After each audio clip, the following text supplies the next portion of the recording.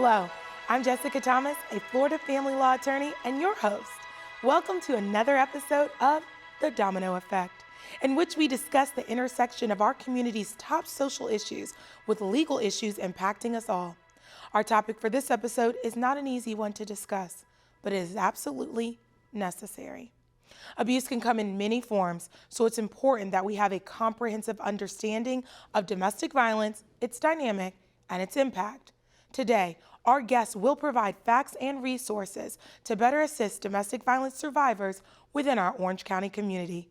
Perpetual goodness goes a long way, and every person, company, and organization has the ability to positively impact our community, making Central Florida one of the most desirable destinations in the nation. We each have a responsibility to lend a helping hand when possible and continue the cycle of growth and improvement in our community. It's the Domino Effect.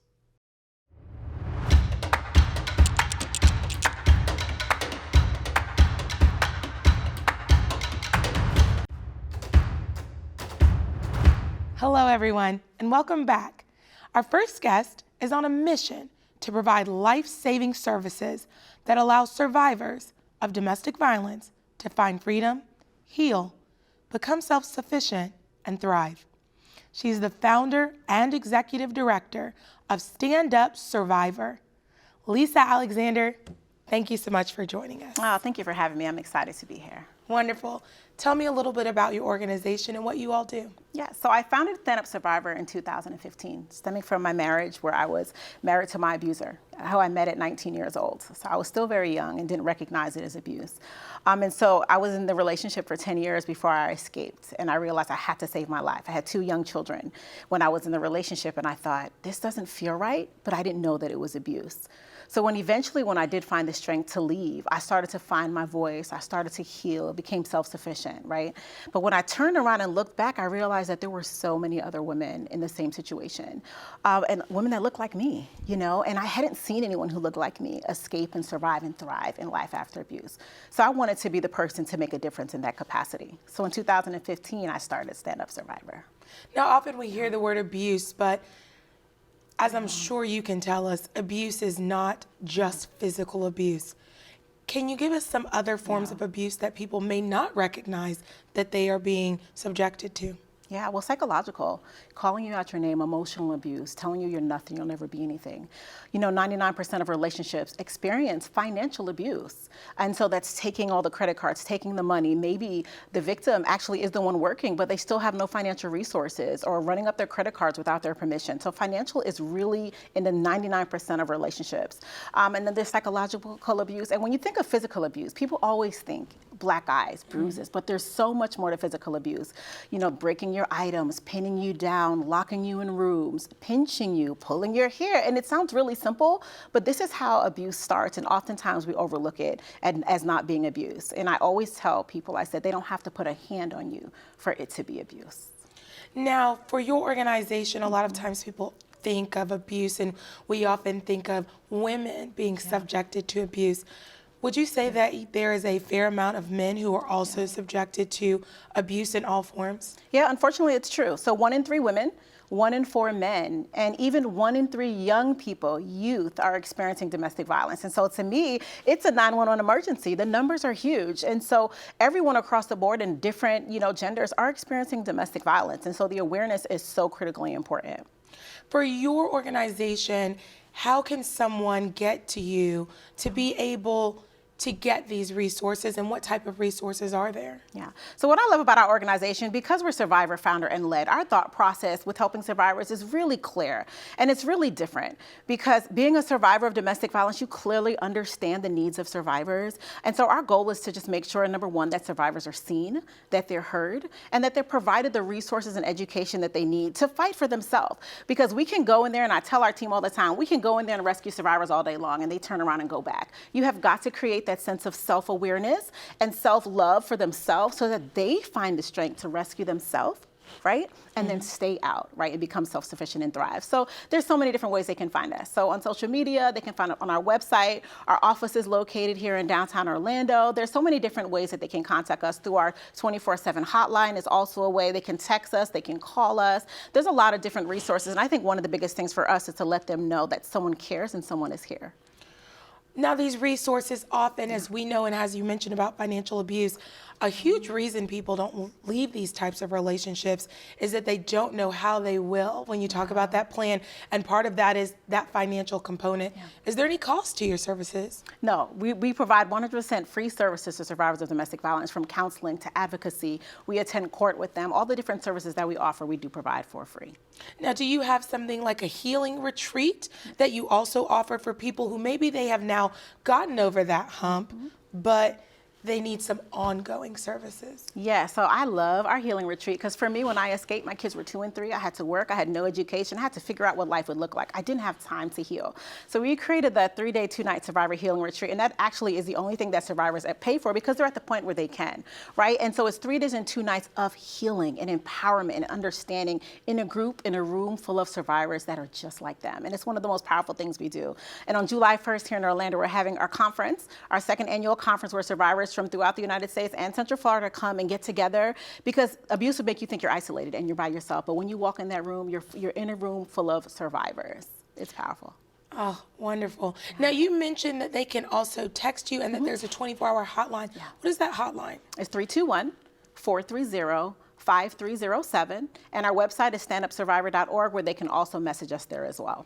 Now, a lot of people are worried in their domestic violence situation about identification, someone knowing, someone tracking.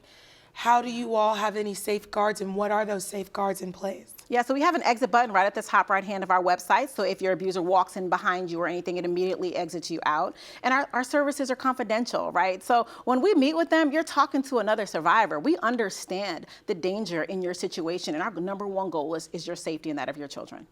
Do you all have counselors or therapeutic services for children who are also, as you mentioned, children in these situations that are witnessing this abuse? Yeah, so we provide services to 18 and over for the adults only, but we do have people that we refer out to agencies for the children.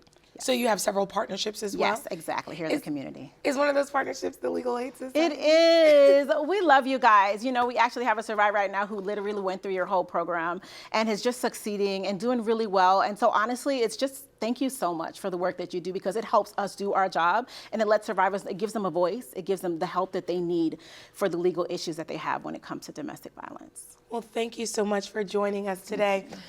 We're going to take a quick moment to share a few messages and recognize our generous sponsors.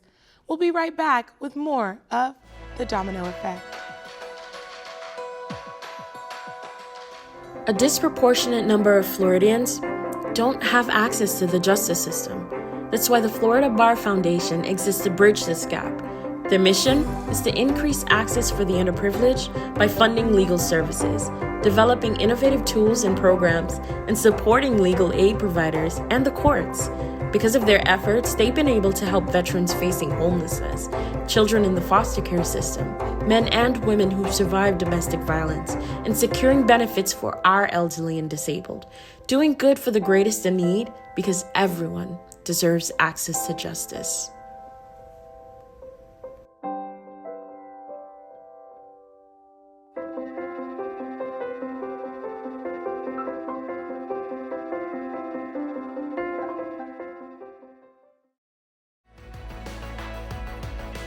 Welcome back to The Domino Effect. Survivors of domestic violence make up a large portion of the clients that the Legal Aid Society of the Orange County Bar Association serves. Here to share with us exactly how they support these survivors from a legal standpoint is Ritzy Canelon, a family law staff attorney with the Legal Aid Society of the Orange County Bar Association. Ritzy, thank you so much for joining us today. Thank you for having me, Jessica.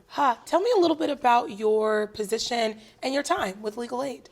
So I've been at Legal Aid for almost 2 years, and what I do specifically is I'm a legal aid staff attorney. So I'm full-time at Legal Aid, and I focus on family law.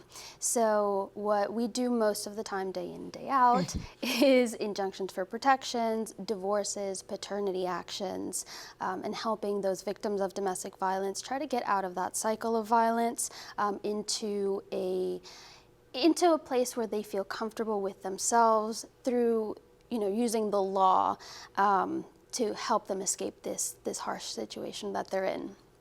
So often for domestic violence survivors, there's a fear, a stigma that they feel is around going to seek support for themselves. Are there any safeguards that you all have in place as far as when they actually come to you? Are there other ways they can come? Can they come in person? Can they meet you somewhere if there's that type of situation going on? So we always want to make sure that all the parties involved are safe. One of the first things that we make sure when we talk to someone, is their phone a safe number we can call? Is their email a safe email that we can send stuff to? Is their home address someplace that we can send mail to? Because we don't want those types of communication intercepted by anyone who could cause harm, right? And so is this person allowed to leave the home? Is there a time of day that is better for them to speak? Can they speak while they're at work, during lunch? Is there a safe place and time for our communications? That's step one. Step two would be, are you ready to take the next step? There are some times, right, and it does happen quite frequently, where someone wants to, for example, they want to get a divorce, but they want to do everything in secret. Well, let's start safety planning first. How are we going to get you safely out of this situation?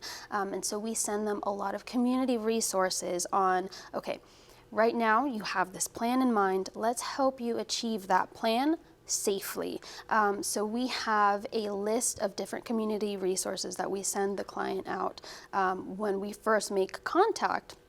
One of those is a safety plan. And what that safety plan is if things go wrong and the person who is abusing the victim finds out, or things start to get, a little too spicy for them, do you have a way out?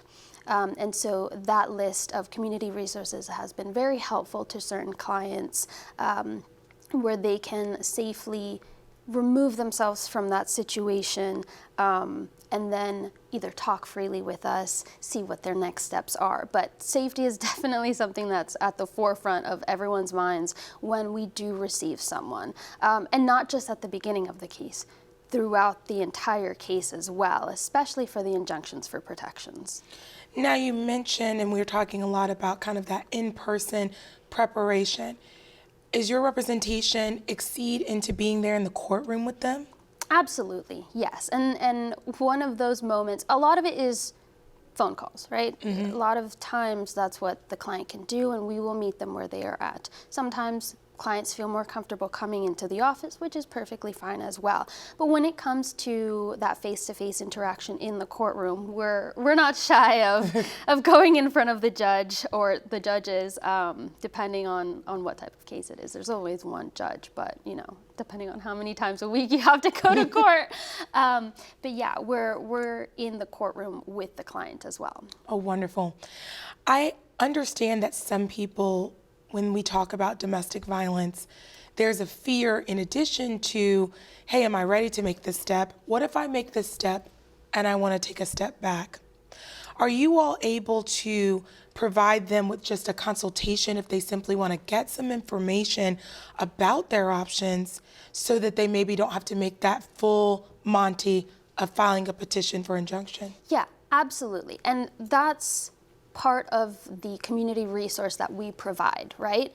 We're here to talk to people, we're here to educate people, we're here to help people wherever they are in their cycle, wherever they are in their circumstances, wherever they are in life. Sometimes that's just getting information. I can freely provide information if that's all they're looking for. If they're ready to take the next step and to have an injunction for protection, laws permit it, we also take that step with them. But we don't force anyone to have an injunction. It is up to the client, it is up to the person if they are ready. If they just want information, that has happened plenty of times. Well, I want information on a paternity action. I want information on divorce. I want information on, can I get an injunction for protection? Is it worth it right now? Is it safe for me to get one right now? So we do provide just consultations for the people who are looking for it, and then, reevaluate the case if they are ready to take a further step within the legal system on getting an injunction, divorce, or a paternity action. Now, often you will have people who are worried that they only can get the injunction or maybe just the divorce, or also they're facing a landlord-tenant issue because this person that they're in this abusive relationship with, there's a lease.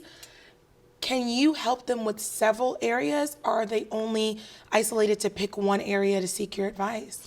Well, the great thing about legal aid is that we do have a landlord-tenant attorney. So I just walk over to his office and ask him, okay, is this something that you can help my client with? And so we will open a case file, a brand new case file with this different area of law, and he will give them a consultation, let them know what their rights are, what the laws are, and see if they can help with the landlord-tenant or with an eviction or different areas of the law. Same with immigration. We have an immigration attorney, and if the client is seeking VAWA, which is a type of immigration status, we'll open a new file and send it to the immigration attorney. So it's not just a one-stop shop. There are different areas that we at Legal Aid cover to help as much as we can. Wow. I can't thank you enough for being here today. Victims of domestic violence absolutely need your support, and the fact that you are giving so freely of it and that the Legal Aid Society provides that at no cost is an incredible credit to each and one of you at the Legal Aid Society. Thank you so much for coming today. Thank you for having me. And thank you for joining us. This brings us to the end of this episode for The Domino Effect. See you next time.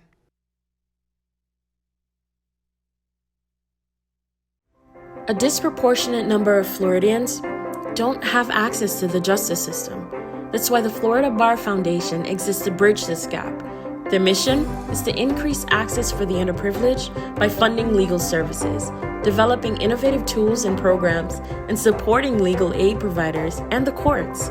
Because of their efforts, they've been able to help veterans facing homelessness, children in the foster care system, men and women who survived domestic violence, and securing benefits for our elderly and disabled. Doing good for the greatest in need, because everyone deserves access to justice.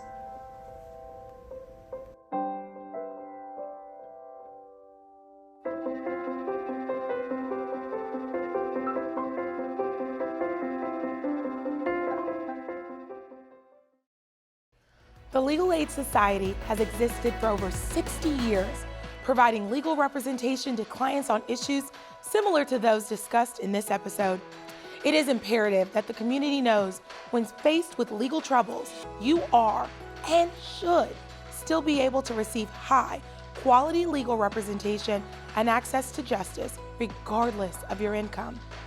If you are a resident of Orange County and a victim of domestic violence, contact Stand Up Survivor at 321-430-5307.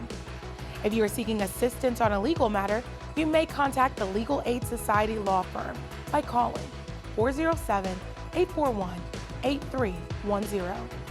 The Legal Aid Society is a nonprofit law firm that relies greatly on volunteerism and donations.